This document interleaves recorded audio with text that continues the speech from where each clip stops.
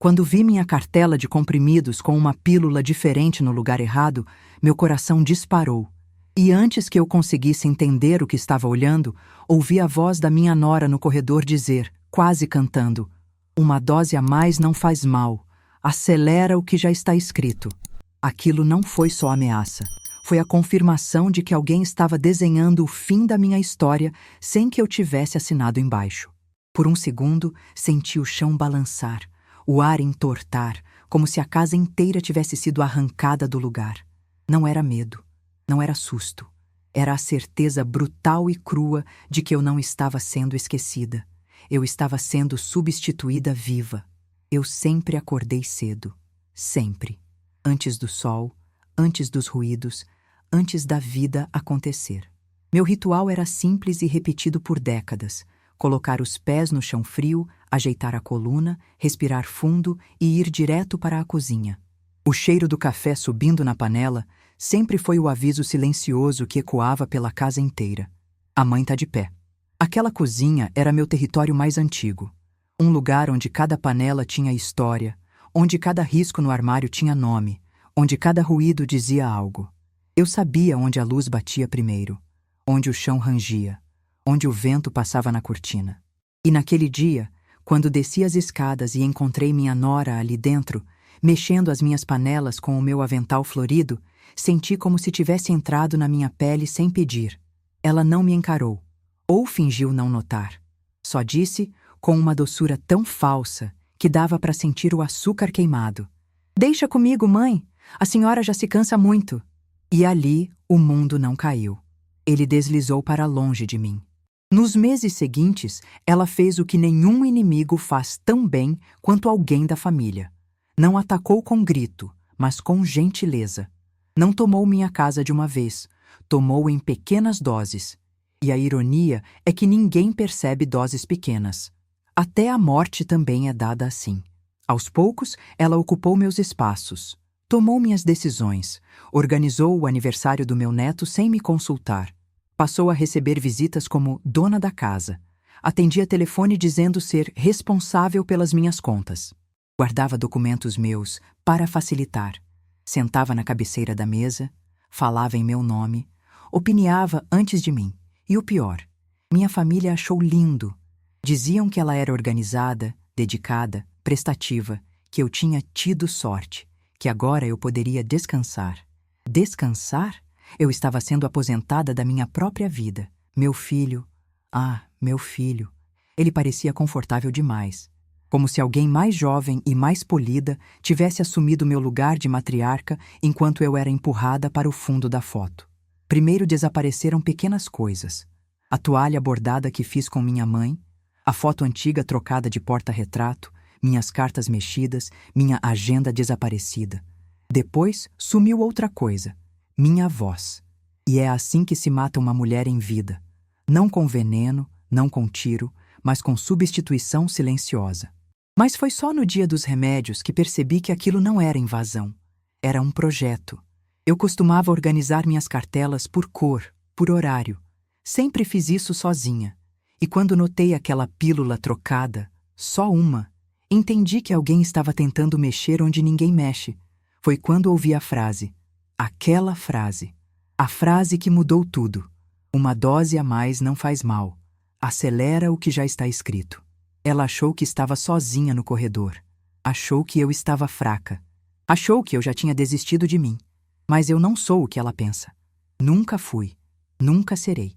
Eu comecei a observar, a guardar, a registrar, a perguntar com inocência, a fingir esquecimento, a deixar pistas falsas, a provocar contradições.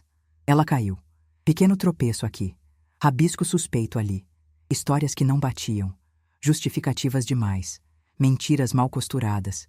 E quando ela achou que me tinha na palma da mão, eu trouxe o vizinho para o jogo. Aquele senhor aposentado que ouve tudo pela parede fina. Foi ele quem me emprestou o gravador antigo. Foi ele quem ouviu ela reclamando. Essa velha ainda não soltou o osso. Pois agora, querida, você vai descobrir que velha não solta o osso. Velha enterra. Eu montei meu cerco psicológico em silêncio. Fiz ela falar. Fiz ela se contradizer. Fiz ela confessar. E quando ela se deu conta, já tinha dito tudo o que não podia. Toda a estratégia dela, palavra por palavra, capturada em fita. Uma fita que agora não está mais na minha casa. Aquela frase sobre a pílula foi só a primeira rachadura. Agora eu tenho o muro inteiro. E ela vai aprender do jeito mais amargo que a vida oferece. Eu ainda estou aqui. E eu sei exatamente como recuperar tudo o que é meu. Depois daquele dia da pílula trocada, algo dentro de mim não quebrou. Afundou. Não foi um estalo.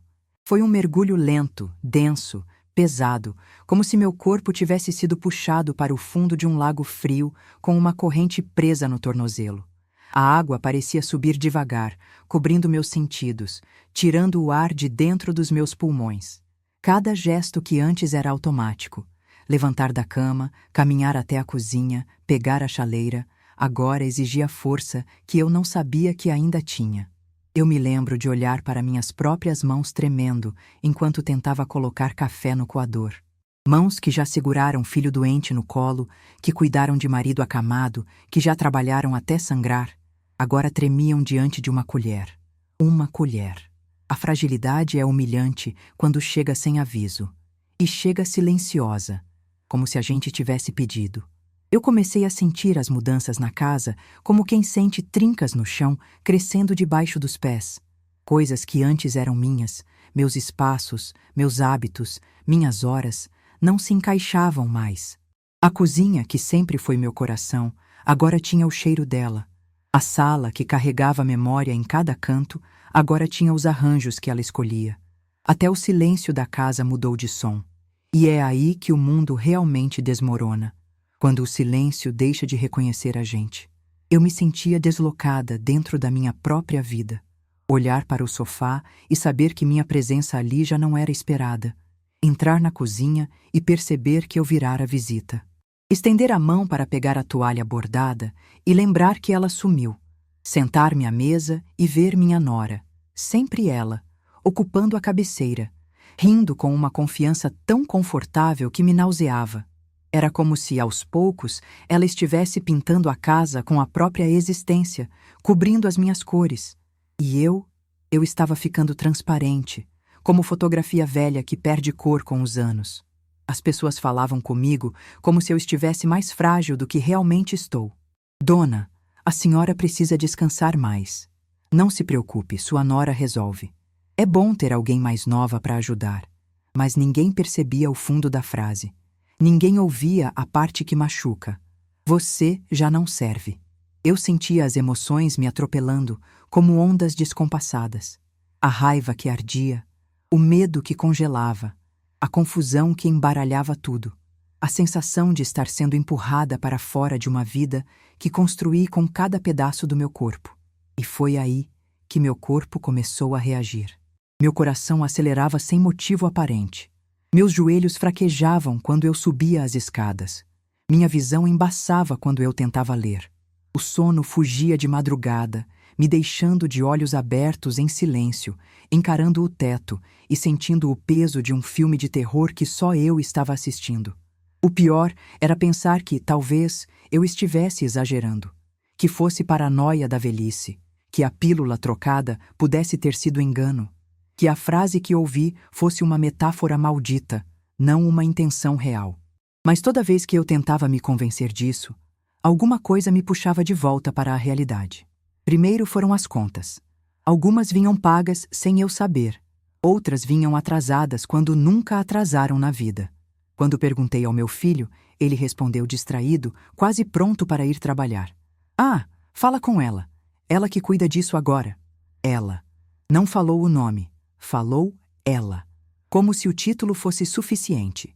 Depois veio o banco.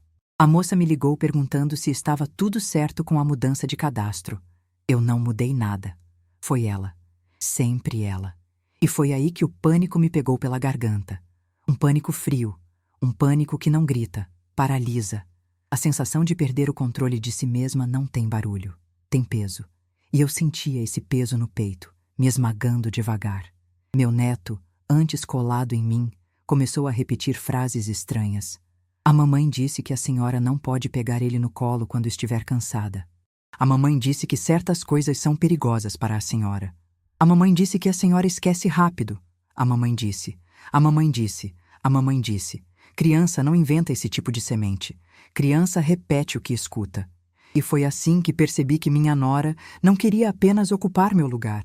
Queria apagar minha existência aos poucos. Como quem troca uma foto de quadro. Como quem substitui velha receita. Como quem escreve por cima de um caderno antigo até ninguém conseguir ler o que estava por baixo. Eu comecei a sentir dores que nunca tive. Dores que não eram do corpo. Eram do espírito. Era como se eu tivesse virado uma visitante na minha própria história. Uma figurante que ninguém mais percebe. Uma sombra que atrapalha a luz da casa. Mas no fundo, bem no fundo, uma parte minha ainda respirava. Uma parte que sempre resiste. Uma parte que não morre enquanto outra respira no meu lugar. Eu só precisava reorganizar os pedaços. Juntar a dor, a raiva, a humilhação, o medo. Transformar tudo em mira, em estratégia, em lucidez. Porque naquele momento, quando percebi tudo que estava sendo tirado de mim, entendi algo que mudou tudo. O desmoronamento não era o fim. Era o aviso de que a reconstrução precisava ser outra. Mais fria, mais calculada, mais minha. E se eles achavam que eu ia cair, eles não me conheciam. É curioso como, quando a gente decide olhar para trás, algumas peças começam a fazer sentido. Eu sempre achei minha nora educada, prestativa, doce, mas doce demais, às vezes amarga. E agora, revirando as memórias, consigo enxergar pequenos detalhes que antes pareciam nada, e hoje são avisos. A primeira vez que a conheci, ela entrou na minha casa com um sorriso grande, exagerado, daqueles que não encaixam com a situação. Meu filho tinha me dito que estava apaixonado. Ela entrou tão segura, tão à vontade, que eu senti uma pontada lá no fundo. Não era antipatia, era alerta. Mas a gente, para evitar parecer implicante, ignora o próprio instinto. Hoje eu sei que meu instinto sempre tentou me avisar. Ela sempre teve aquela mania de falar como se estivesse vencendo alguma competição. Tudo nela era melhor do que, maior do que, mais do que alguém. E eu, aquela velha de alma cansada, sempre achando que aquilo era coisa da juventude, da geração nova que gosta de parecer mais do que é. Mas não era isso. A família dela sempre foi complicada. Eu lembro da primeira vez que visitei a casa dos pais dela. Uma frieza cortante. A mãe dela não sorria com os olhos. O pai só falava para criticar. A casa parecia organizada demais, limpa demais, silenciosa demais. Como se ninguém vivesse ali de verdade. As pessoas aprendem a dominar os ambientes quando crescem em casas onde afeto é moeda rara. E ela aprendeu cedo. Aprendeu a ser a filha perfeita, a estudante perfeita, a profissional competente. Aprendeu a se moldar, a ocupar espaços que não eram dela. Aprendeu que o jeito mais fácil de sobreviver é controlar tudo e todos. Meu filho sempre foi carente de aprovação. Sempre achou que amor era sinônimo de alguém assumir as responsabilidades por ele. E ela percebeu isso tão rápido quanto percebeu que eu era o principal obstáculo. Às vezes, quando eu lembro do começo, vejo que ela nunca quis me conhecer de verdade. Quis me medir. Quis entender o tamanho da sombra que precisava tirar do caminho. Nos almoços de domingo, ela sempre fazia perguntas sobre como eu organizava a casa, como eu cuidava das contas, como eu fazia o arroz, como eu criava meu filho. Eu achava que era curiosidade. Hoje eu vejo que era mapeamento. Era levantamento de terreno. Era estudo de ocupação. Ela começou a dar opinião na decoração logo no início do namoro. A sala ficaria mais bonita assim. A mesa precisa de outra cor. Esse quadro envelhece a casa. Eu ria, achando graça. Mas aquilo já era o primeiro movimento dela. Se eu consigo mudar as coisas da casa dela, logo consigo mudar o lugar dela. O pior é que meu filho nunca percebeu. Nunca viu os olhares dela quando eu fazia algo que ela queria fazer no lugar. Nunca notou as correções sutis, as justificativas exageradas, o jeito como ela sempre precisava parecer indispensável. Ela cresceu num ambiente onde tudo era competição silenciosa. E quem cresce assim aprende uma tática cruel: a de substituir, não confrontar. O confronto cria ruído, a substituição cria silêncio. E é no silêncio que o inimigo se instala. Com o tempo, percebi que ela colecionava histórias de mulheres que atrapalharam o crescimento dos outros. Falava de tias, vizinhas, avós, colegas da mãe dela, sempre com o mesmo tom, como se todas fossem pesos mortos atrapalhando o futuro. A palavra que mais lembro dela usando é obsoleta. Pois é, a maldade dá sinais. A gente é que não vê. Quando ela engravidou do meu neto, foi a primeira vez que vi a máscara dela rachar um pouco. A maternidade não combinava com aquele controle rígido que ela tinha. Eu chegava para ajudar e ela sorria, mas sorria com os dentes, não com o rosto. Tinha ciúmes de mim com ele. Segurava o bebê com força sempre que eu chegava perto, como se eu estivesse tentando tomar algo que era dela. E ali eu percebi que ela precisava ser vista como essencial para tudo. Ela precisava ser indispensável. E minha presença atrapalhava isso. Teve um dia, quando meu neto tinha uns 2 anos, que ouvi ela dizendo ao meu filho: "Se sua mãe vier sempre assim, ele vai achar que ela é a mãe." Aquilo me feriu de um jeito que nenhum tapa na cara teria força. Mas meu filho não defendeu. Ele só pediu: "Amor, não começa." E esse pedido foi a autorização que ela precisava.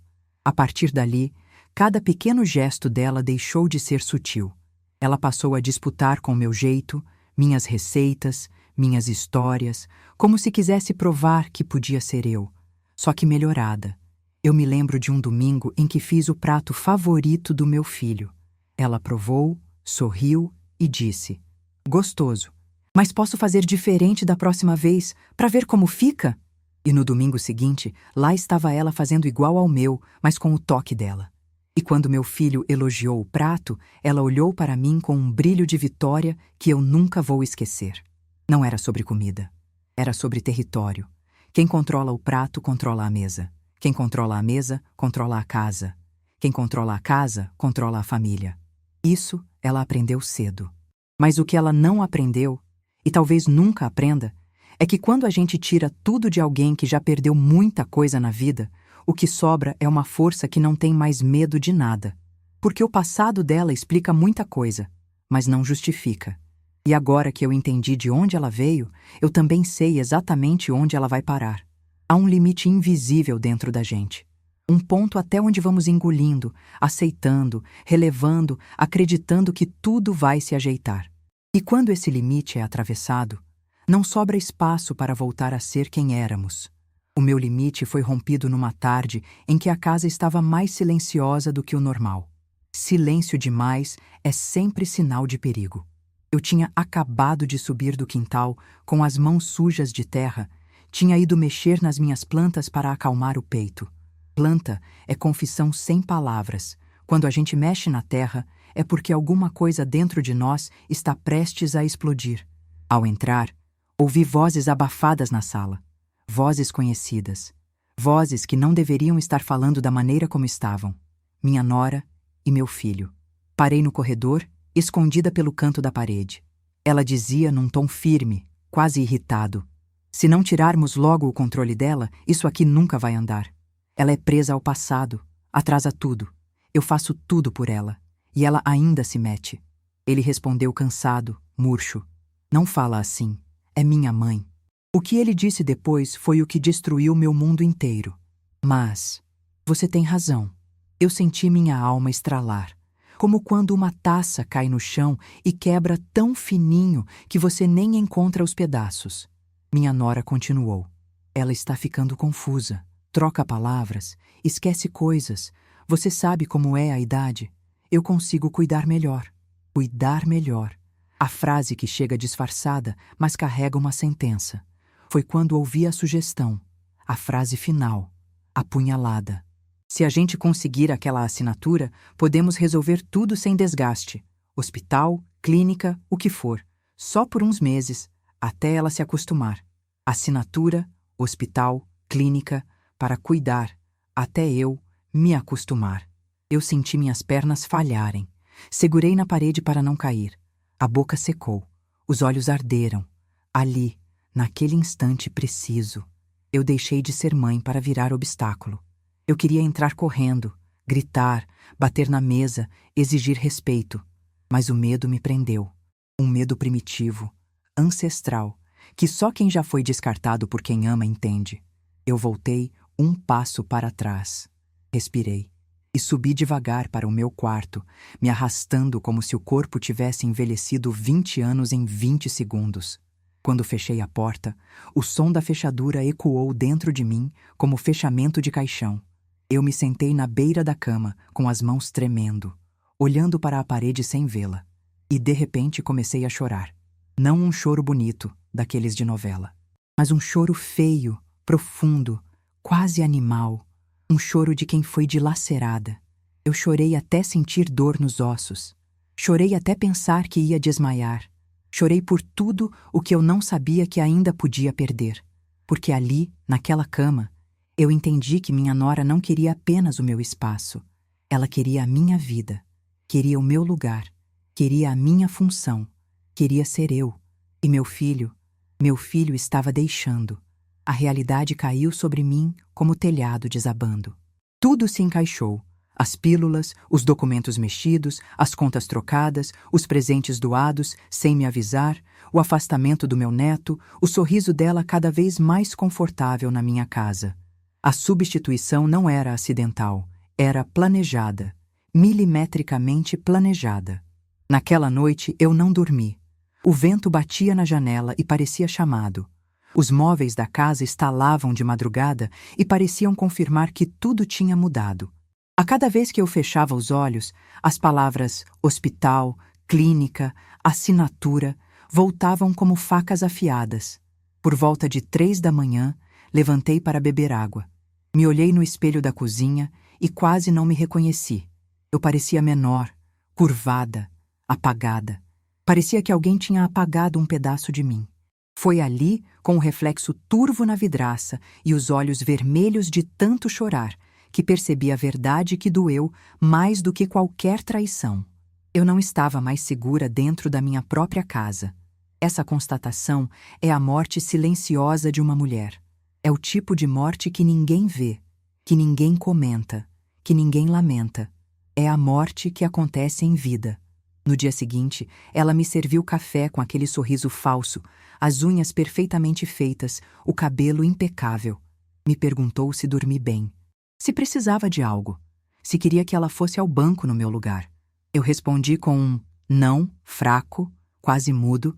Ela notou a fraqueza. Ela sorriu mais. E ali, enquanto ela falava sobre organizar a semana, como se a casa fosse dela, eu entendi. Eu tinha perdido oficialmente o meu lugar. A matriarca tinha sido destronada. A idosa tinha sido empurrada para o canto. A mulher tinha sido diminuída. A mãe tinha sido substituída. E naquele momento, naquele exato momento, a dor virou outra coisa. Virou aço. Porque quando o mundo desmorona, a gente aprende a construir armas com os próprios escombros. E foi isso que eu comecei a fazer, em silêncio. A vida tem um jeito curioso de revelar a verdade.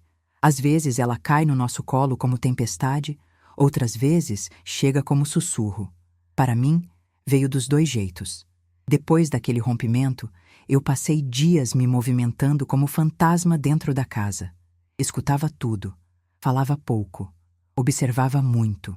E quando a gente observa em silêncio, até o ar parece entregar segredos. A primeira pista apareceu por acidente. Ou talvez não tenha sido acidente. Talvez a vida tenha decidido que eu não devia mais caminhar no escuro. Eu estava na lavanderia, dobrando umas roupas que já nem eram minhas para dobrar, porque ela tinha assumido até isso, quando ouvi um barulho estranho vindo do escritório improvisado dela. Era como se uma gaveta tivesse batido com força. Curiosa e desconfiada, dei alguns passos até a porta e parei ali, só ouvindo. Ela falava rápido ao telefone. Não, ainda não consegui. Ela está resistente. Mas eu vou conseguir. Relaxa, já deu tudo certo. A voz dela tremia. Tremia não de medo, mas de pressa. Quando ouvi meu próprio nome ser dito, meu coração deu um salto tão grande que senti a garganta fechar. Sim, a assinatura dela ainda falta. Sem isso não podemos mexer na casa, mas ela já está confusa. Qualquer dia desses consigo. Confusa. Confusa, confusa. A palavra ecoou na minha mente como um insulto, um diagnóstico falso, uma sentença antecipada. Eu recuei devagar antes que ela percebesse minha sombra no corredor. E voltei para o quarto, sentindo as mãos frias e o estômago embrulhado. Mas aquilo era só a primeira rachadura. A segunda pista veio do banco. Eu decidi ir pessoalmente, mesmo que minhas pernas estivessem pesadas. No caminho, lembro de olhar para o ônibus passando e pensar como é estranho viver ao lado de gente que não faz ideia de que sua vida está ruindo. Chegando lá, a gerente me recebeu com simpatia demais, simpatia que já vem temperada com pena. Dona, a senhora trouxe os documentos atualizados para confirmar a troca? Troca? Que troca? Troca de responsável, dona. A senhora pediu para colocar sua nora como gestora da conta. Eu não sabia se ria ou se chorava. Eu nunca pedi isso, respondi. A gerente franziu o rosto. Desconforto. Alarme. Ela abriu o cadastro e virou a tela para mim. E lá estava. Um formulário com meu nome, minha assinatura forjada e o sobrenome da minha nora como autorizada principal para movimentar tudo. Aquilo me cortou por dentro. Não era mais suposição. Era crime. E naquele instante, mais do que raiva, eu senti um horror profundo, porque percebi que ela já estava dentro de tudo.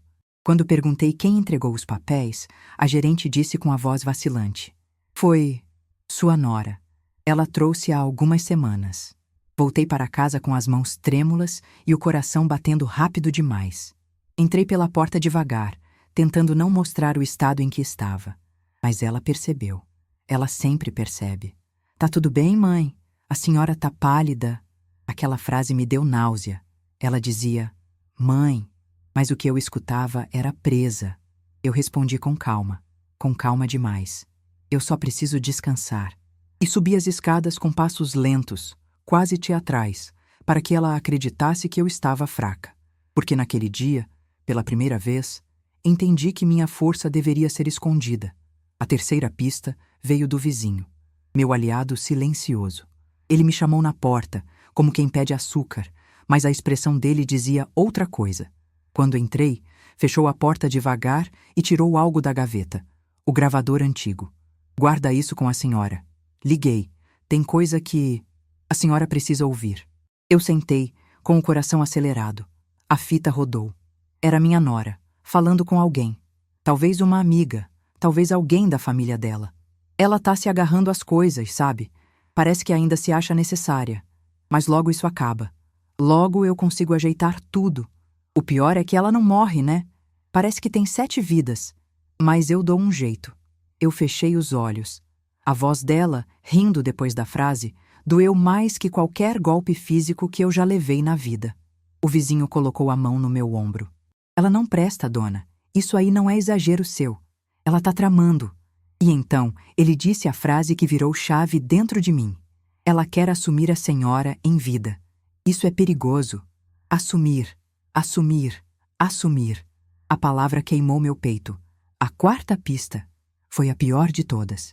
Um envelope esquecido em cima da mesa. Ela saiu apressada, talvez porque a campainha tocou, talvez porque se distraiu. Mas deixou ali, exposto, um documento dobrado ao meio. Eu não devia ter aberto. Mas não abrir seria covardia comigo mesma. Dentro havia uma lista. Uma lista com itens marcados. Uma lista com datas. Retirar objetos antigos da sala. Feito. Documentos pessoais organizados. Feito. Trocar remédios. Feito. Conversar com o filho sobre internação. Em andamento. Assinatura da sogra. Pendente. Organizar casa após transição. Aguardando. Transição. Ela escreveu transição. A transição era eu. Eu li aquilo tantas vezes que as letras começaram a borrar. Meu corpo tremia inteiro. Eu não tinha mais nenhuma dúvida. Ela estava reorganizando minha vida com o cuidado de quem arruma uma casa antes da mudança. A diferença é que na cabeça dela, eu era a mudança. Eu era o que precisava sair. Foi nesse dia, exatamente nesse dia, que a protagonista frágil, perdida e humilhada morreu dentro de mim. E nasceu a mulher que eu fui por toda a minha vida inteira, mas que tinha ficado adormecida para sobreviver à velhice. A mulher que não aceita injustiça, a mulher que sabe esperar, a mulher que sabe armar ciladas, a mulher que nunca, Nunca, nunca perde de vista o inimigo. Eu respirei fundo, dobrei o documento, guardei e me olhei no espelho da sala. Eu estava velha, sim, mas não estava acabada. E quem tenta matar uma mulher que ainda respira, esquece que o ar dela pode virar tempestade. E essa tempestade já estava começando. Depois do envelope, da gravação e da descoberta da assinatura forjada, algo em mim se reorganizou. Era como se meu corpo, antes frágil e cansado, tivesse lembrado de que já enfrentou coisa pior e já sobreviveu. A diferença é que agora eu não precisava sobreviver. Eu precisava vencer. E a vitória de mulher velha não se faz com grito nem com força. Se faz com tempo, com silêncio, com observação. A primeira coisa que fiz foi parar de reagir. Nada irrita mais um manipulador do que ver a presa quieta demais. Comecei a concordar com tudo, a deixar que ela decidisse pequenas coisas, a elogiar suas organizações, a me mostrar cansada, esquecida, distraída. Eu sabia que ela precisava acreditar que eu estava cedendo. A submissão aparente é a arma mais antiga do mundo e a mais eficiente. Passei a registrar cada ação dela, cada frase, cada documento mexido, cada troca de remédio, cada ligação suspeita. Criei uma pasta só minha, escondida dentro da capa falsa do livro de receitas da minha mãe. Ninguém mexe em livro de receita de idosa. Todo mundo acha que lá só tem farinha e lembrança. Guardei lá dentro cópias dos papéis que ela tentou alterar, anotações dos horários em que mexia nas minhas coisas, datas das conversas que ouvi atrás da porta, o áudio da gravação, a lista que encontrei no envelope. Toda a estrutura da queda dela estava ali. Eu comecei a criar pequenos testes. Um dia, disse que ia ao médico, mas fui só comprar pão. Quando voltei, encontrei minha gaveta aberta. Ela tinha tentado mexer nos meus documentos de novo. Outro dia, deixei a caixa dos remédios propositalmente bagunçada. Ela reorganizou tudo do jeito dela, sem saber que eu estava contando as pílulas. Passei a conversar com meu filho sempre quando ela não estava. Perguntava coisas simples. Você lembra quando eu fazia tal coisa? Como você prefere que eu organize isso?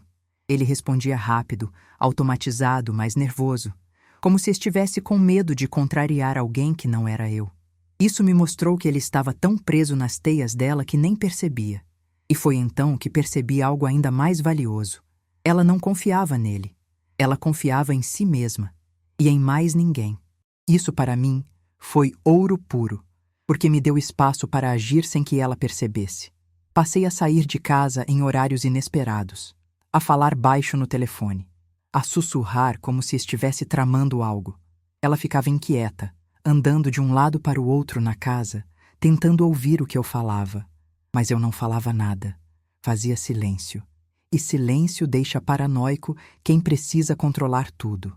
Comecei a guardar o telefone dentro da fronha do travesseiro e deixava a porta do quarto entreaberta só para ver se ela entraria. Entrou. 2 vezes. Passei a fingir confusão sobre datas. Disse para ela que tinha me esquecido de um compromisso que, na verdade, nem existia. Ela brilhou. Ela ama quando acha que está ganhando terreno. E era exatamente isso que eu queria que ela acreditasse. Deixei certas conversas no ar com frases soltas.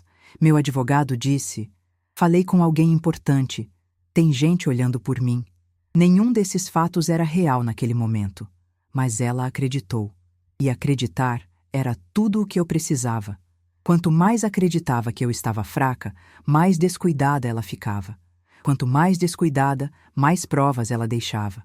Quanto mais provas, mais forte eu me tornava.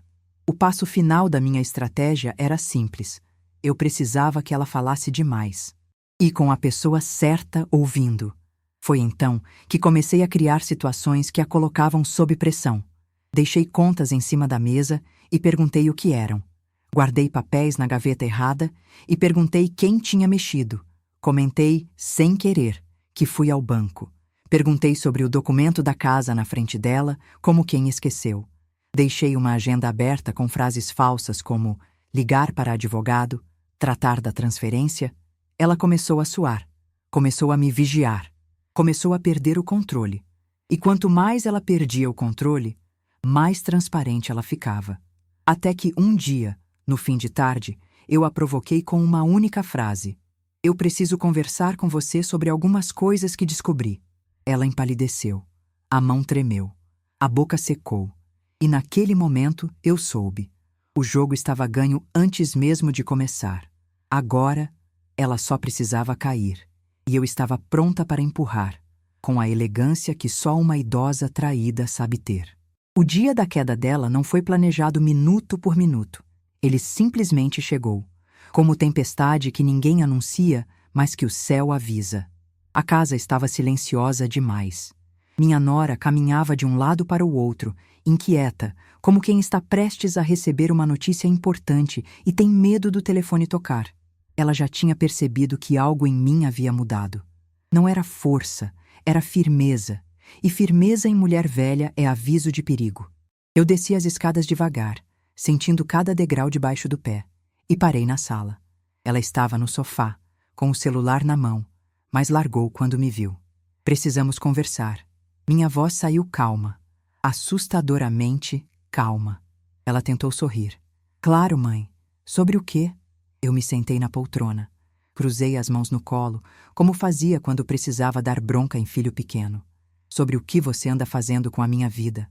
O sorriso dela morreu no mesmo instante. A mão apertou o celular com força. O rosto ficou rígido. Do que a senhora está falando? A máscara dela começou a vibrar, e isso me deu mais coragem do que qualquer remédio na estante. Sobre as contas do banco, por exemplo. Tirei da gaveta da mesa de centro uma das cópias do formulário com minha assinatura falsificada. Entreguei para ela olhando nos olhos. O banco me mostrou isso. A cor fugiu das bochechas dela como água escorrendo de pano molhado. Ela engoliu seco. Isso. Isso foi só uma confusão. Eu quis ajudar. Você ajudou tanto que me tirou como responsável da minha própria conta. O silêncio ficou pesado, denso, quase sólido. Ela tentou se recompor. Eu só queria facilitar. A senhora anda tão cansada. Eu abri a segunda pasta. Tirei a lista do envelope. A lista da transição. Joguei em cima da mesa. E isso aqui também é para facilitar? Me afastar do meu neto é para facilitar? Controlar meus remédios é para facilitar? Marcar trocar remédios feito é facilitar? A voz dela falhou. Mãe, não é assim. Não me chame de mãe. Aquelas palavras saíram afiadas, sufocadas, sagradas. Ela arregalou os olhos, surpresa. Acostumada a vencer pela doçura falsa, nunca soube perder diante de força real. Eu sempre cuidei da senhora. Não, você cuidou da minha vida como se eu já estivesse morta. O ar ficou gelado. O coração dela batia no pescoço. Eu via. Levei a mão devagar para o livro de receitas da minha mãe. Abri a capa falsa. Peguei de dentro o gravador. Ela empalideceu inteira. Você não faria isso. Liguei o botão. A sala encheu com a voz dela. Ela já não serve pra nada. Logo consigo ajeitar tudo, relaxa. O pior é que ela não morre, né? Parece que tem 7 vidas. Cada palavra batia nas paredes como bofetada. Ela levou a mão à boca. Começou a chorar. Choro desesperado, choro de quem sabe que acabou. Desliga isso! Ela berrou pela primeira vez. A doçura morreu. Morreu de vez. Meu filho apareceu na porta da cozinha nesse instante, atraído pelo grito. O que está acontecendo aqui? Eu não respondi. O gravador respondeu por mim. E eu vou conseguir a assinatura dela, nem que seja na marra. Meu filho ficou branco. Olhou para sua esposa como se não a reconhecesse. Isso é você? Ela caiu de joelhos. Tentou segurar a perna dele. Amor, não é o que parece. Não é... Eu fiz pelos dois. Eu fiz pela nossa família. Ele se afastou, confuso. Um misto de nojo e medo. Eu me levantei. Devagar. Com calma que só quem sofreu sabe ter. E disse com a voz mais firme que já saiu da minha boca. Você tentou me substituir viva. Tentou assinar a minha vida no meu lugar. Quis arrancar de mim tudo o que construí. Mas esqueceu de uma coisa. Quem tenta apagar uma mulher que envelheceu lutando, morre esmagada pela própria ambição. Ela chorava como criança castigada. Mas era tarde. A fita tinha dito tudo. Meu filho olhava para ela e depois para mim, atordoado. Eu não sabia. Mãe, eu juro que não sabia. Eu toquei na mão dele. Pela primeira vez em meses, senti meu filho de volta. Agora sabe. E antes que ela tentasse mais alguma coisa, desculpas, manipulações, apelos, eu dei o golpe final. Uma cópia dessa gravação já está fora desta casa. Ela engasgou com o próprio choro. Com quem? Gritou, desesperada. Com a calma de quem já venceu, respondi. Com quem ouviu você rir da minha vida, com quem sabe a verdade, com quem não te deve nada. O vizinho. O aposentado que a paredinha fina transformou em testemunha involuntária. Meu filho suspirou fundo. Parecia ter envelhecido 10 anos em 5 segundos. A nora se levantou cambaleando. Tentou se aproximar de mim. Por favor, me escuta. Eu fiz por amor. Eu recuei um passo. Você não sabe o que é amor. Sabe o que é posse. Ela desabou no chão, chorando com a face deformada de desespero, como quem viu a própria ruína pela primeira vez.